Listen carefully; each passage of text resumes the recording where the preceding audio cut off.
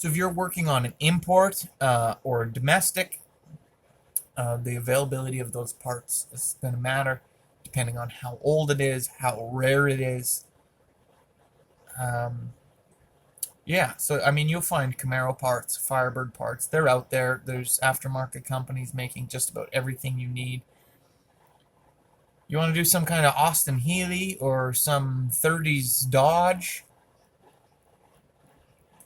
Probably not going to find some sheet metal. And so then what might normally be a $200 expense is going to cost you paying somebody to fabricate or repair something if you can't do it yourself. So all of a sudden your price is going way up. We're going to continue on here to my next point. By now, chances are, if you've gotten this far in the video, you have a vehicle, you have a project, you're probably at a standstill, or you're overwhelmed, or you've run into some sort of a barrier or limitation. Maybe you just gotta wait, right? Sometimes we gotta wait for parts, or we gotta wait for the money for parts. That happens. The number one thing you gotta do once you've gotten your vehicle, you got to figure out what you have. You might think you have a great deal. You might think that you got into a vehicle for a good price. Until you tear it down, you just never know what could be lurking there. So everything from corrosion to broken parts or parts that haven't been well maintained. Again, the purpose of your build, your initial investment on the vehicle, those things are really going to have that balance by the time you have the vehicle at home and you start to break it down. So you want to break it down, you want to inspect as much as you possibly can, you want to make lists, get yourself a notebook or something, right? And order of operations, so important, okay? So it's easy to bring a vehicle home and look at it and go, oh, I need new brakes and new shocks and new bearings and new blah, blah, blah, blah. And so you get online and you order all those parts for your vehicle. And then you start to rebuild it OEM. Maybe you do rebuild it OEM. You get the body done and then you decide, well, I want to drop it a couple inches, so I need some drop spindles, and oh, I put these other tires on that I got for a great deal, but they don't quite fit. The offset's not right. If you're doing track work as opposed to just an OEM type of restoration, maybe OEM equipment is not what you need. You want to build a rally car or a drift car? I can almost guarantee OEM is not going to be what you want or need. Chassis and suspension, drivetrain, engine, right? Your drivetrain will be your engine, transmission, whatever differential you have in there, if it's rear-wheel drive, if it's front-wheel drive. There's lots and lots of parts to a vehicle. Doesn't matter who makes it or where it came from, or how old it is. There's lots of parts. They're all going to be worn out. They're all going to need to be replaced. Okay, so I've told people time and time again, as we're doing a restoration, and it's very natural to me. So it's offhanded, you know. You're gonna need to get new brake lines. You're gonna need to get new fuel lines. And some people just ignore that, and they'll go and they'll get it safety, and they'll drive it for a few weeks, and then their brakes fail.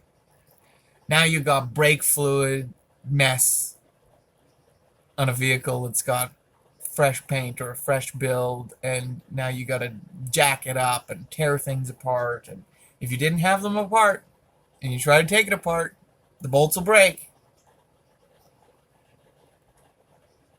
So you really need to be thinking and planning all those things in advance.